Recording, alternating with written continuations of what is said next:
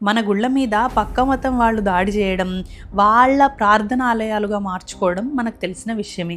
కానీ మన మతం వాళ్ళే మన ఆలయంపై ఇలా చేస్తే, అది కూడా అత్యంత పవిత్రమైన తిరుమల గుడిపై జరిగితే అదేంటో తెలుసుకోవాలంటే ఈ వీడియో చివరి దాకా చూడండి.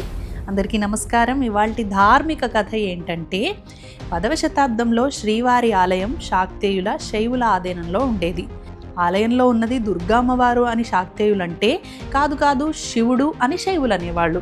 కాదు, ఉన్నది స్కందుడు అనగా కుమారస్వామి అని తమిళులు కొత్తగా వాదన తీసుకొచ్చారు. ఎంత చెప్పినా వినకుండా జంతు బలులు ఇస్తూ తిరుమలలో తాంత్రిక పూజలు చేసేవాళ్ళు. అదేంటి, స్వామివారిని చూడగానే అక్కడ ఉన్నది శ్రీనివాసుడే కదా అని మీకు అనిపించవచ్చు.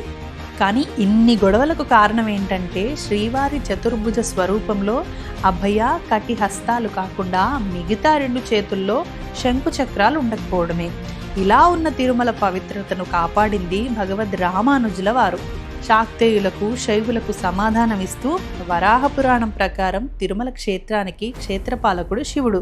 అలాగే శ్రీవారి ఛాతి మీద ఉన్నది కూడా మహాలక్ష్మి అమ్మవారు కాబట్టి అక్కడున్నది ఖచ్చితంగా శ్రీనివాసుడే అని నిరూపణ చేశారు.